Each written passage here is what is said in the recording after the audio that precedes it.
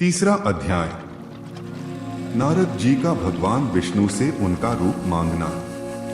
सूत जी बोले, महर्षियों, नारद जी के चले जाने पर शिवजी की इच्छा से विष्णु भगवान ने एक अद्भुत माया रची।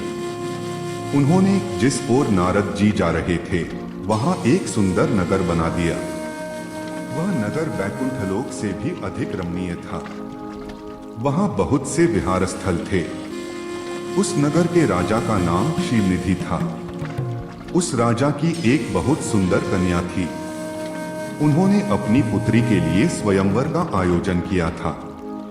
उनकी कन्या का वरण करने के लिए उत्सुक बहुत से राजकुमार पधारे थे। वहां बहुत चहल पहल थी। इस नगर की शोभा देखते ही नारद जी का मन मोहित हो गया। जब राजा शिवनिधि ने नारद जी को आते देखा तो उन्हें सादर प्रणाम करके स्वर्ण सिंहासन पर बैठाकर उनकी पूजा की। फिर अपनी देव सुंदरी कन्या को बुलाया, जिसने महर्षि के चरणों में प्रणाम किया। नारद जी से उसका परिचय कराते हुए शिवनिधि ने निवेदन किया, महर्षि, यह मेरी पुत्री श्रीमती है। इसके स्वयंवर का आयोजन किया गया है। इस कन्या के गुण दोषों को बताने की कृपा कीजिए। राजा के ऐसे वचन सुनकर नारद जी बोले, राजन, आपकी कन्या साक्षात लक्ष्मी है। इसका भावी पति भगवान शिव के समान वैभवशाली, त्रिलोकजयी, वीर तथा कामदेव को भी जीतने वाला होगा। ऐसा कहकर नारद मुनि वहां से चल दिए। शिव की माया के कारण वे काम के वशीभूत हो सोचने लगे कि राजकुमारी को कैसे प्राप्त करूं। स्वयंवर में आए सुंदर एवं वैभवशाली राजाओं को छोड़कर भला यह मेरा वरण कैसे करेगी। वे सोचने लगे कि नारियों को सौंदर्य बहुत प्रिय होता है। सौंदर्य को देखकर ही श्रीमती मेरा वरण कर सकती है।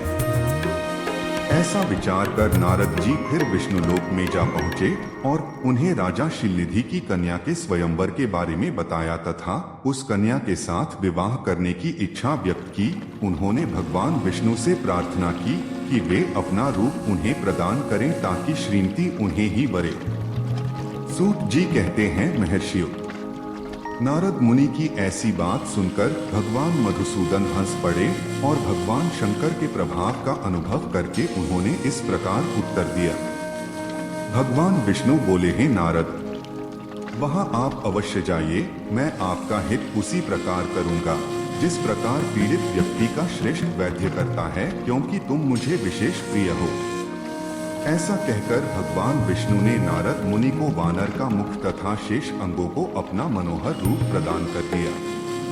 तब नारद जी अत्यंत प्रसन्न होते हुए अपने को परम सुंदर समझकर शीघ्र ही स्वयंवर में आ गए और उस राज्य सभा में जा बैठे। उस सभा में रुद्रगण ब्राह्मण के रूप में बैठे हुए थे। नारद जी का वानर रूप केवल कन्या और रुद्रगणों को ही दिखाई दे रहा था। बाकी सबको नारद जी का वास्तविक रूप ही दिखाई दे रहा था। नारद जी मन ही मन प्रसन्न होते हुए श्रीमती की प्रतीक्षा कर रहे थे। है ऋषियों, वह कन्या हाथ में जयमाला लिए अपनी सखियों के साथ स्वयंवर में आई। उसके हाथों में सोने की सुंदर माला थी। वह शुभलक्षणा राजकुमारी लक्ष्मी के समान अपूर्व शोभा पा रही थी। नारद मुनि का भगवान विष्णु जैसा शरीर और वानर जैसा मुख देख वह कुपित हो गई और उनकी ओर से दृष्टि हटाकर मनोवांछित वर की तलाश में आगे चली गई। सभा में अपने मनपसंद वर को न पाकर वह उदास हो गई। उसने किसी के भी गले में वरमाला नहीं डाली। तभी भगवान विष्णु राजा की वेशभूषा धारण कर वहां आ पहुंचे। विष्णु जी को देखते ही उस परम सुंदरी ने उनके गले में वरमाला डाल दी। विष्णु जी राजकुमारी को साथ लेकर तुरंत अपने लोक को चले गए। यह देखकर नारद जी विचलित हो गए।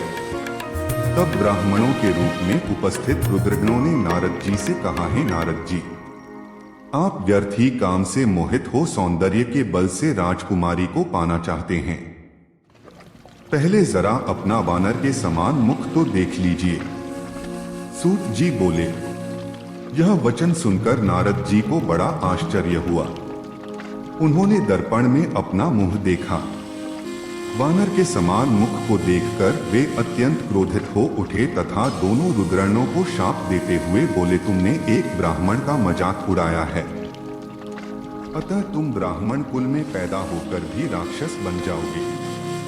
यह सुनकर वे शिवगण कुछ नहीं बोले, बल्कि इसे भगवान शिव की इच्छा मानते हुए उदासीन भाव से अपने स्थान को चले गए और भगवान शिव की स्तुति करने लगे।